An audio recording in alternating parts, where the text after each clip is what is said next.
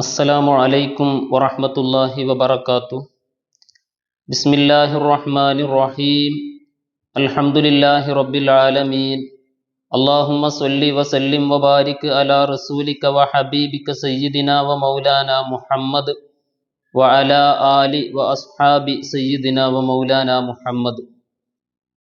പ്രിയപ്പെട്ട വിശ്വാസികളെ, സുഹൃത്തുക്കളെ, കേരള സംസ്ഥാന സുന്നി യുവജന ഫെഡറേഷൻ SYF-ന്റെ പ്രസിദ്ധീകരണ വിഭാഗമായ മിങ്കിൾ ഗ്രൂപ്പ് നടത്തിക്കൊണ്ടിരിക്കുന്ന ബുക്ക് റിവ്യൂവിൽ ഇന്ന് പരിചയപ്പെടുത്തുന്നത് സമ്പൂർണ്ണ ഫത്താവ എന്ന ഈ ഗ്രന്ഥത്തെയാണ്. മുഫ്തി താജുൽ ഉലമ ഖുദവത്തുൽ മുഹഖിഖീൻ KK സ്വദഖത്തുള്ള മൗലവി റളിയല്ലാഹു അൻഹു മഹാനവറുകളുടെ പേരിൽ പ്രസിദ്ധീകൃതമായ ഈ സമ്പൂർണ്ണ ഫത്താവ എന്ന ഗ്രന്ഥം 1969 മുതൽ 1985 മെയ് മാസം വരെ നുസ്രത്തുൽ അനാം മാസികയിലൂടെ അവിടുന്ന് നൽകിയിരുന്ന ഫത്വകളുടെ സമാഹാരമാണ്. അവിടുന്ന് പത്രാധിപരായ നുസ്രത്തുൽ അനാം മാസികയിൽ വിവിധ വിഷയങ്ങളെക്കുറിച്ച് ചോദ്യം വരികയും അതിന് മഹാനായ ശൈഖുന നൽകുകയും ചെയ്ത ഫത്വകളുടെ കൂട്ടത്തിൽ നിന്ന് ദീനി വിഷയങ്ങളുമായി ബന്ധപ്പെട്ടത് മാത്രം തെരഞ്ഞെടുത്ത് ക്രോഡീകരിച്ച ഫത്വകളുടെ സമാഹാരമാണ് സമ്പൂർണ്ണ ഫത്താവ.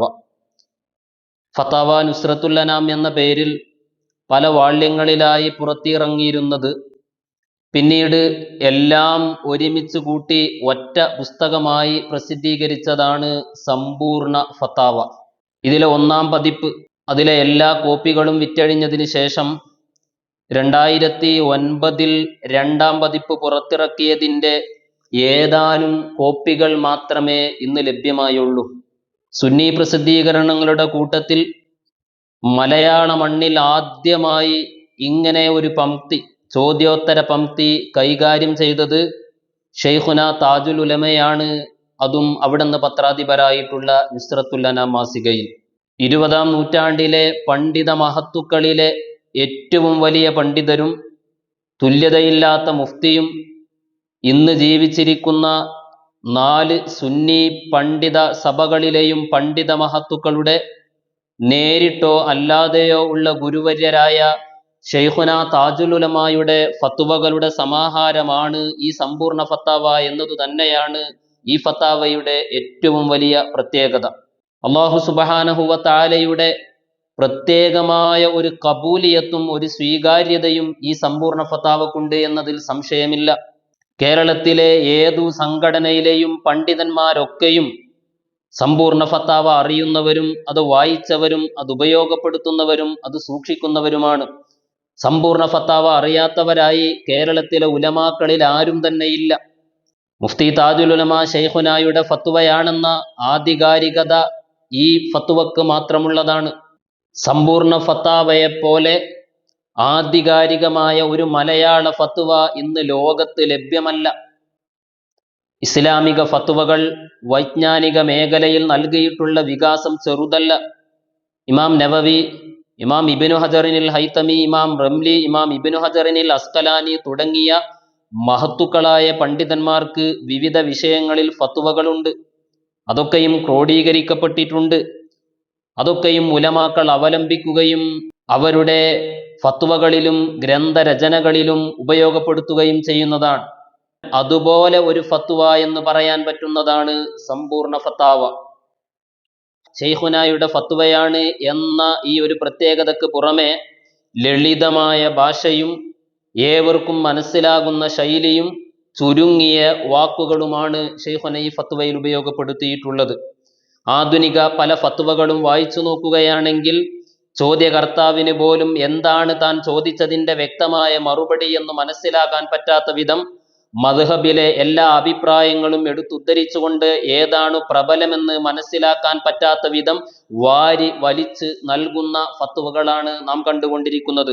അതിൽ നിന്നെല്ലാം വ്യത്യസ്തമായിക്കൊണ്ട് മദ്ഹബിലെ പ്രബലമേതാണോ ആ പ്രബല വീക്ഷണം മാത്രം എടുത്തുകൊണ്ട് അത് ചോദ്യകർത്താവിനും മറ്റുള്ളവർക്കും മനസ്സിലാക്കാൻ പറ്റുന്ന വിധത്തിൽ വളരെ ചുരുങ്ങിയ വാക്കുകളിൽ വിശദീകരിക്കേണ്ട സ്ഥലത്ത് അതിന് പറ്റുന്ന വാക്കുകൾ ഉപയോഗിച്ച് വിശദീകരിച്ചു കൊണ്ടുള്ള ഫത്വയാണ് സമ്പൂർണ്ണ ഫത്താവയിലുള്ളത് എന്നത് ഈ സമ്പൂർണ്ണ ഫത്താവയുടെ ഒരു പ്രത്യേകത തന്നെയാണ്. മദ്ഹബിലെ റാജിഹ് ഏതാണ്, പ്രബലം ഏതാണ് എന്ന് മനസ്സിലാക്കാൻ പറ്റാത്ത പല സ്ഥലങ്ങളും ഇമാമുമാരുടെ കിതാബുകളിലുണ്ട്. ഇമാം ഇബ്നു ഹജറിൽ ഹൈതമി റളിയല്ലാഹു അൻഹുവിന്റെ തുഫയിൽ തന്നെ മഹാനവറുകൾ ചില മസ്അലകൾ പറയുന്ന സമയത്ത് പല അഭിപ്രായങ്ങളും ഉദ്ധരിക്കുകയും ഈ അഭിപ്രായങ്ങളിൽ ഏതാണ് റാജിഹ്, ഏതാണ് അവിടുന്ന് ബലപ്പെടുത്തിയത് എന്ന് സാധാരണ രീതിയിൽ പെട്ടെന്ന് മനസ്സിലാക്കാൻ പറ്റാത്ത പല സ്ഥലങ്ങളും അവരുടെ കിതാബിൽ തന്നെയുണ്ട്.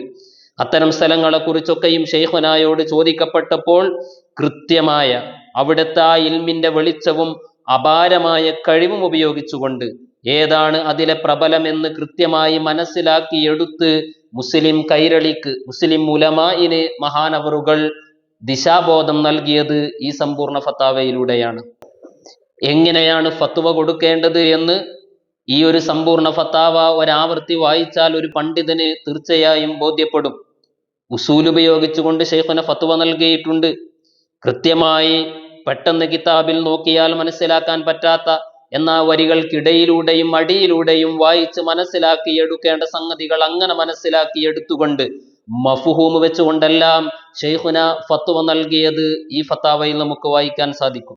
സാധാരണ രീതിയിൽ പണ്ഡിതന്മാരെ കുഴക്കുന്ന, അവർ പകച്ചു പോകുന്ന പല സന്ദർഭങ്ങളെക്കുറിച്ചും പല മസ്അലകളെക്കുറിച്ചും കൃത്യമായ മറുപടി ഈ സമ്പൂർണ്ണ ഫത്താവയിൽ മഹാനവറുകൾ നൽകിയത് നമുക്ക് വായിക്കാൻ കഴിയും. കർമ്മശാസ്ത്രത്തിലെ 4 ഭാഗങ്ങളും ആരാധനയുടെയും ഇടപാടുകളുടെയും വൈവാഹികത്തിന്റെയും ക്രിമിനൽ നിയമങ്ങളുടെയും എല്ലാ ഭാഗങ്ങളെയും കുറിച്ച് അവരോട് ചോദിക്കപ്പെട്ട ഫത്വകൾക്ക് പുറമെ വിശ്വാസകാര്യങ്ങളെക്കുറിച്ചും വിശുദ്ധ ഖുർആനിലെ ആയത്തുകളെക്കുറിച്ചും ഹദീസുകളെക്കുറിച്ചും തുടങ്ങി ദീനുമായി ബന്ധപ്പെട്ട പല വിഷയങ്ങളെക്കുറിച്ചുമുള്ള ഫത്വകളും ശൈഖുന തന്റെ നുസ്രത്തിലൂടെ നൽകിയത് ഈ സമ്പൂർണ്ണ ഫത്താവയിൽ ക്രോഡീകരിക്കപ്പെട്ടിട്ടുണ്ട്. പല മഹല്ലുകളിലും ജോലി ചെയ്യുന്ന കാളിമാരും മുദരിസുമാരും അനുഭവിക്കുന്ന അസാധാരണമായി നടക്കുന്ന പല സംഭവങ്ങളും, എന്നാൽ അവർ പകച്ചുപോകുന്ന പല സന്ദർഭങ്ങളെക്കുറിച്ചും ശൈഖുനായോട് എഴുതി ചോദിക്കുകയും അതിനൊക്കെയും കൃത്യവും വ്യക്തവുമായ മറുപടി ശൈഖുന നൽകിയതും സമ്പൂർണ്ണ ഫത്താവയിൽ തന്നെ വായിക്കാൻ കഴിയും. ആധുനിക ശാസ്ത്രം, ആ ശാസ്ത്രം തെളിയിച്ചിട്ടുള്ള ശാസ്ത്ര സത്യങ്ങൾക്ക് വിരുദ്ധമാണോ എന്ന് തോന്നുന്ന വിധത്തിലുള്ള വിശുദ്ധ ഖുർആനിലെ ആയത്തുകളെയും തിരുനബിയുടെ വാക്യങ്ങളും ഉലമാക്കളുടെ പ്രയോഗങ്ങളുമൊക്കെ മഹാനവറുകളോട് ചോദിക്കപ്പെട്ടത് കൃത്യമായി അവിടുന്ന് മറുപടി നൽകിയിട്ടുണ്ട്.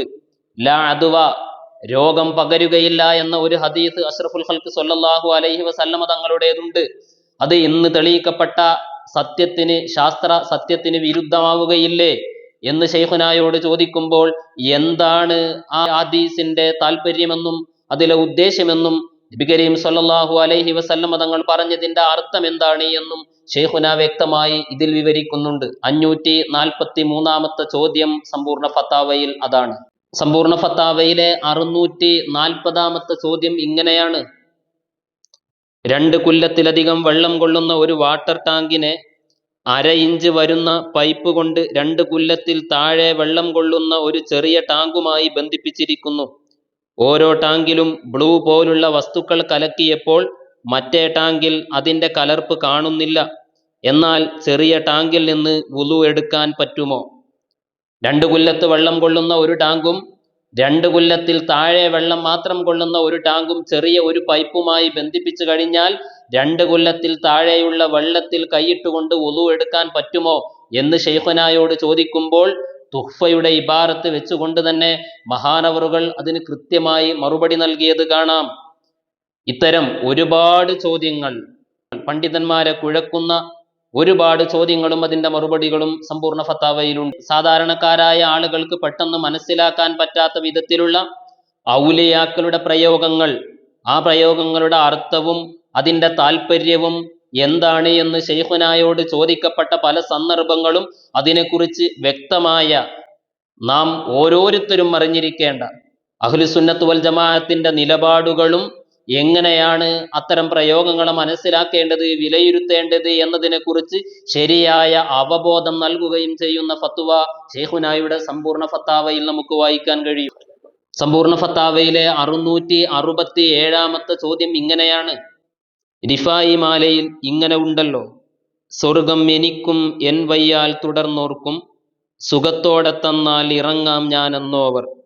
ഇവർക്കന്ന് 4 സ്വർഗം കൊടുത്താരെ, ഉടനെ ദുനിയാവിൽ പിറന്ന് വളർന്നോവർ. അള്ളാഹുവിൻ്റെ ഒരടിമ ഇത്രത്തോളം പറയാമോ? സ്വർഗം തന്നാൽ മാത്രമേ ഞാൻ ഭൂമിയിൽ ഇറങ്ങുകയുള്ളൂ എന്നു പറഞ്ഞതിൻ്റെ താല്പര്യം എന്താണ്? റസൂൽ സല്ലല്ലാഹു അലൈഹി വസല്ലമ പോലും പറഞ്ഞത് മഹ്ലു ഫള് കൊണ്ടാണ് ഞാൻ സ്വർഗത്തിൽ കടക്കുക എന്നാണല്ലോ.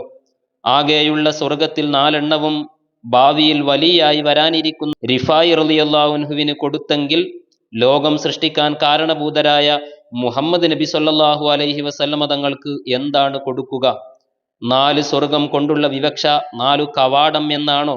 എങ്കിൽ 4 കവാടത്തിലൂടെ ഒരാൾ എങ്ങനെ കടക്കും? അതോ റിഫായി മാല അടിസ്ഥാനരഹിതമോ? വിശദീകരിച്ചാലും. ഈ ചോദ്യത്തിന് വളരെ വ്യക്തമായ, കൃത്യമായ, അഹ്ലുസുന്നത്ത് വൽ ജമാഅത്തിന്റെ ആളുകളൊക്കെയും മനസ്സിലാക്കിയിരിക്കേണ്ട കൃത്യമായ മറുപടി നീണ്ട 1.5 പേജിലൂടെ ശൈഖുന അതിമനോഹരമായി നൽകിയത് ഇതിൽ നമുക്ക് വായിക്കാൻ കഴിയും. ഇതുപോലെ ധാരാളം ഫത്വകൾ ശാസ്ത്രലോകത്തെക്കുറിച്ചും, ശാസ്ത്രലോകം തെളിയിച്ച സത്യങ്ങൾക്ക് എതിരാണോ ഇസ്ലാമിന്റെ നിലപാട് എന്ന് തോന്നുന്ന കാര്യങ്ങളെ കുറിച്ചൊക്കെയും കൃത്യവും വ്യക്തമായ മറുപടി ശൈഖുന സമ്പൂർണ്ണ ഫത്താവയിൽ നൽകിയിട്ടുണ്ട്. വഖഫ് സ്വത്തുമായി ബന്ധപ്പെട്ട ഒരുപാട് ചോദ്യങ്ങളും മറുപടികളുമുണ്ട്.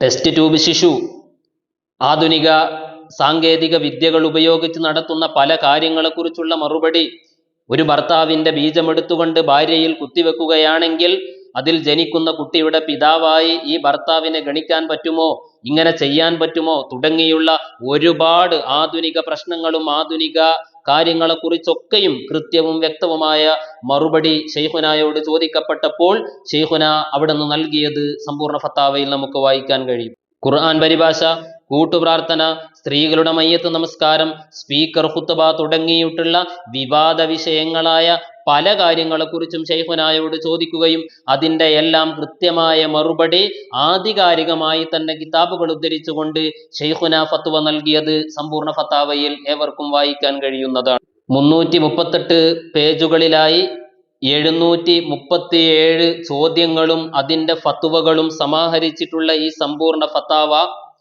കേരളത്തിലെ 20-ാം നൂറ്റാണ്ടിലെ പണ്ഡിതന്മാരിലെ ഏറ്റവും വലിയ പണ്ഡിതരും നിസ്തുല മുഫ്തിയും ഇന്ന് ജീവിച്ചിരിക്കുന്ന പണ്ഡിതന്മാരുടെ എല്ലാവരുടെയും ഗുരുമഹത്തുക്കളുടെ ഗുരുപരമ്പരയിൽ വരുന്നവരുമായ ശൈഖുനായുടെ ആധികാരിക ഫത്വയാണെന്ന് മനസ്സിലാക്കി ഏതൊരാളും ഈ ഒരു പുസ്തകം കൈവശപ്പെടുത്തുകയും വായിച്ചിരിക്കുകയും ചെയ്യൽ അനിവാര്യമാണ്.